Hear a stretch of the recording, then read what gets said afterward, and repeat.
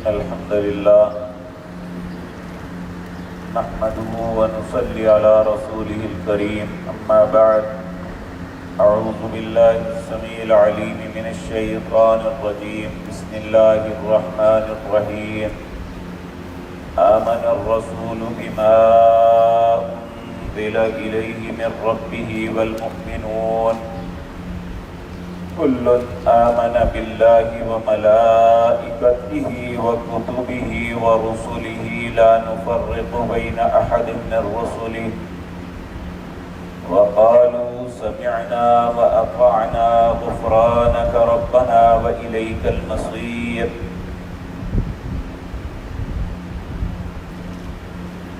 حضرات محترم، گزشتہ آیات میں ہم نے یہ بات پڑھی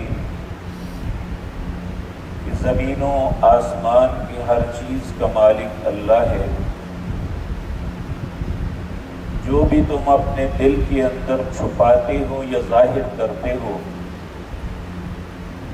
اللہ رب العزت ان باتوں کا بھی محاسبہ کریں گے. یہ بات اتنی سخت تھی، اگر ایسا ہو جاتا تو شاید دنیا میں کوئی بھی انسان انبیاء کے علاوہ نہ بچتا، کیونکہ دل میں خیال آ جانا یہ کسی کے بس کی بات نہیں ہے. لیکن یاد رکھیں، خیال دو قسم کے ہوتے ہیں. ایک وہ خیال جو انسان ارادے اختیار سے اپنے دل میں سوچتا ہے اور اس خیال پہ عملی جامہ پہنانے کی بھی کوشش کرتا ہے. ایک خیال وہ ہوتا ہے جو اچانک آ جاتا ہے، جس طرح کہ ہم نماز میں کھڑے ہوتے ہیں اور بعض اوقات ایسے خیال آنے شروع ہوتے ہیں جو کبھی عام زندگی میں سوچ بھی نہیں آئی. نبی کریم صلی اللہ علیہ وسلم نے فرمایا کہ ایک شیطان ہے جس کا نام خنزب ہے، یہ ابن آدم کو نماز سے روکتا ہے. اگر وہ پھر بھی نماز کے لیے چلا جائے، وضو کر کے نماز کے لیے کھڑا ہوتا ہے تو پھر یہ قسم اٹھاتا ہے کہ میں اے آدم کے بیٹے، میں نے تمہیں نماز سے روکا تو نہیں روکا، اب تو نماز کے لیے کھڑا ہو رہا ہے، میں نماز کا کچھ حصہ تجھ سے چھین لوں گا. پھر یہ کس طرح چھینتا ہے؟ انسان نماز کے لیے تکبیر تحریمہ کہہ کے ہاتھ باندھتا ہے تو یہ فوراً خیال ڈالنے شروع ہو جاتا ہے، وہی کذا فلاں بات سوچو، فلاں بات کیسے ہوئی. حتیٰ کہ انسان کو اتنے غلیظ خیال آتے ہیں کہ العیاذ باللہ کہ انسان عام زندگی میں یا عام حالات میں وہ سوچتا بھی نہیں. تو اگر ان خیالات کا بھی مواخذہ ہو جاتا تو پھر شاید ہم میں سے کوئی نہ بچتا. تو یہ آیت جو میں نے آج آپ کے سامنے پڑھی ہے، یہ آیت نے اس آیت کو اس حالت میں منسوخ کر دیا جب ان باتوں پہ رسول اللہ صلی اللہ علیہ وسلم اور صحابہ نے عمل کیا. ان میں پہلی بات، اللہ اس بات کا خود گواہی دے رہے ہیں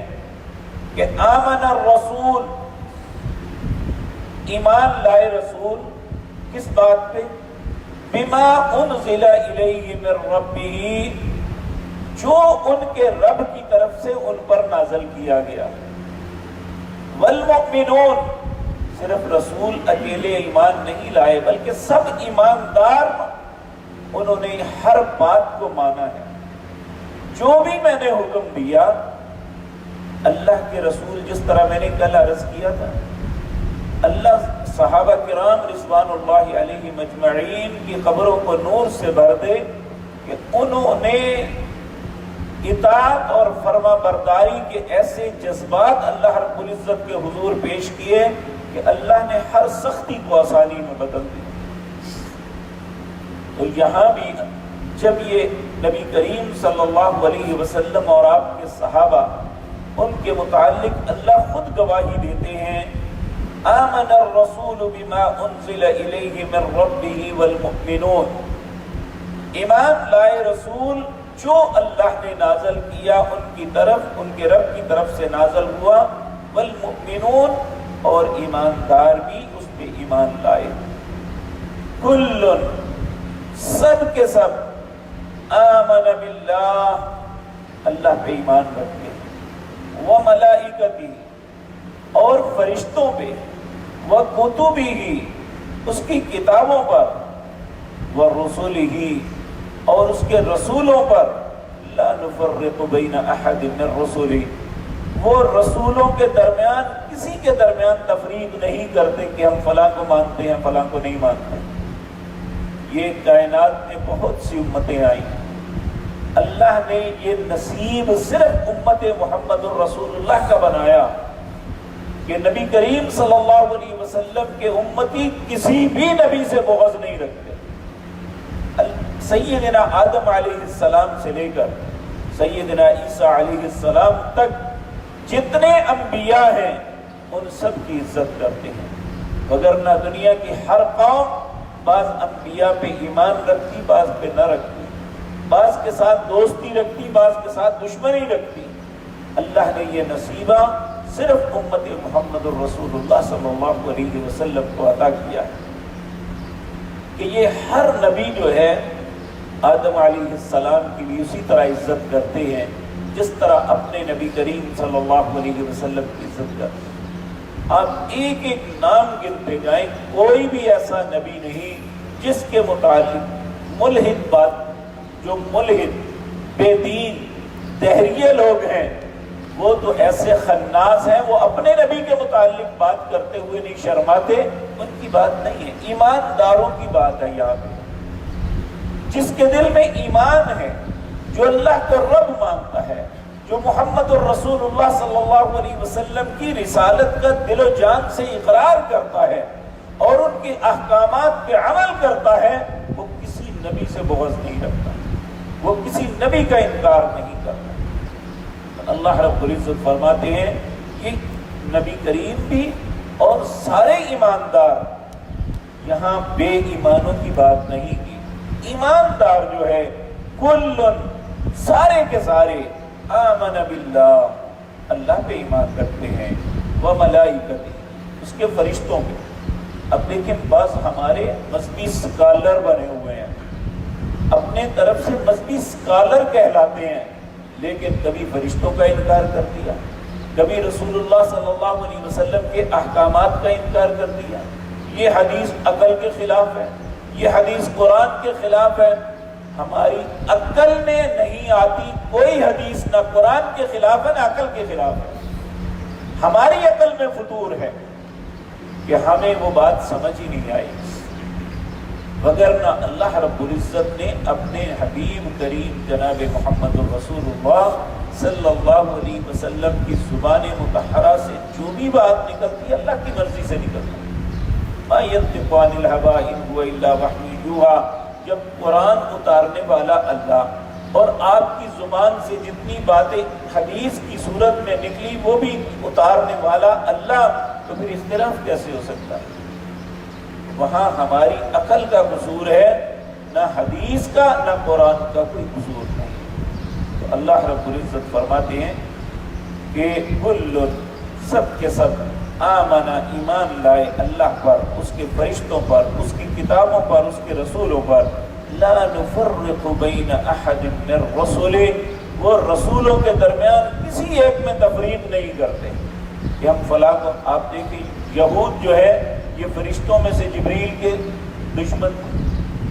جس کا تذکرہ سورۃ بقرہ میں ہم پڑھ کے آئے ہیں، قل من کان عدوا لجبریل۔ تو یہ اسی طرح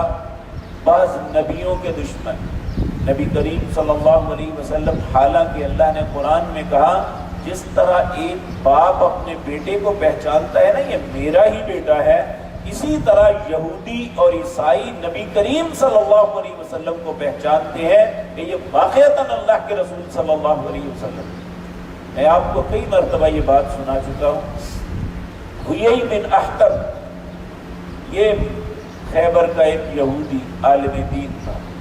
اس کی بیٹی صفیہ ان یہودیوں میں خوش قسمت ترین خاتون ہے جو نبی کریم صلی اللہ علیہ وسلم کے عقد میں آئے۔ یہ بیان کرتی ہیں کہ جب نبی کریم مدینہ منورہ میں آئے تو میرے باپ نے میرے چچا سے مشورہ کیا کہ ہم چل کے دیکھتے ہیں، ہم نے تورات پڑھی ہوئی ہے تو اس میں اس آخری نبی کی نشانیاں ہمیں معلوم ہیں، تو ہم جا کے ملے دیکھتے ہیں کہ یہ واقعتاً وہ ہے یا نہیں۔ گئے، جا کے مل کے واپس آئے تو کہتی ہیں میں پھر ایک کوٹ میں کھڑے ہو کے ان کی باتیں سننے لگی کہ یہ کیا کہتے ہیں۔ تو میرے چچا نے میرے باپ سے کہا وہ یہی بتاؤ اس شخص کے متعلق تمہارا کیا خیال ہے؟ وہ کہنے لگا اللہ کی قسم یہ چہرہ جھوٹا نہیں ہو سکتا، یہ واقعتاً اللہ کے نبی، اور جو نشانیاں ہم نے تورات میں پڑھی ہیں وہ ساری ان میں موجود ہیں۔ اب بھائی پوچھتا ہے پھر ہمارا کیا رویہ ہونا چاہیے کہ ان کے متعلق ہم ایمان لائیں یا کیا کریں؟ وہ کہنے لگا ہم انکار کریں گے۔ اس نے پوچھا کیوں؟ کہنے لگا ہماری قوم کے نہیں ہے، یعنی صرف اس لیے انہوں نے رسول اللہ صلی اللہ علیہ وسلم کا انکار کر دیا آپ بنی اسرائیل میں سے نہیں ہیں۔ تو میرے عزیز بھائی، اللہ نے یہ فضیلت صرف امت محمد الرسول اللہ صلی اللہ علیہ وسلم کو عطا کی کہ نبی کریم صلی اللہ علیہ وسلم اور آپ کے جتنے ماننے والے ہیں لا نفرق بین احد من الرسل، وہ کسی رسول کے درمیان تفریق نہیں کرتے۔ وقالوا سمعنا واطعنا، ایمانداروں کا رویہ ہمیشہ سے یہ ہے، ہمیشہ تک یہ رہے گا، وہ جب بھی اللہ یا اس کے رسول کی بات سنتے ہیں وہ کہتے ہیں اطعنا، ہم نے سن لیا، ہم اطاعت کریں گے۔ آپ یہ ایک کسوٹی ہے، یہ ایک ترازو ہے ایمان کا اور بے ایمانی کا، کہ اللہ کے رسول کی بات آ جائے، اگر انسان انکار کر دیتا ہے یا اپنی خواہش کے پیچھے چلتا ہے، وہ نہیں مانتا، اس کے مطابق عمل نہیں کرتا، اسے اپنے ایمان پہ غور کرنا چاہیے۔ وہ اس لیے چھوڑتا ہے کہ میری خواہش نہیں ہے یا میری سوچ کے مطابق نہیں ہے، پھر بھی وہ اپنے آپ کو یہ تصور کرے کہ اللہ کے رسول کا حکم سننے کے بعد کہ میں اسے تسلیم نہیں کرنا، تو وہ پھر اس زمرے میں نہیں آتا۔ ایماندار وہ ہیں جن کی کیفیت یہ ہوتی ہے قالوا سمعنا واطعنا، بات کتنی ہی سخت کیوں نہ ہو، وہ کہتے ہیں ہم نے سن لیا، ہم اطاعت کریں گے۔ اللہ ہم سب کو بھی ایسا ہی ایماندار بنائے۔ غفرانک، وہ کہتے ہیں اللہ ہمیں بخش دے، ربنا تو ہمارا رب ہے، وإلیک المصیر، اور اسی کی طرف لوٹ کے جانا ہے۔ پھر اس کے بعد اگلی جو آخری آیت ہے، اس میں اللہ رب العزت نے وہ آسانیاں جو امت محمد الرسول اللہ کو عطا کی، جو پہلے کسی امت کے نصیب میں نہیں ہوئی، اس میں ان کا تذکرہ کیا ہے۔ اللہ نے زندگی اور توفیق دی تو انشاءاللہ آئندہ مجلس میں عرض کروں گا۔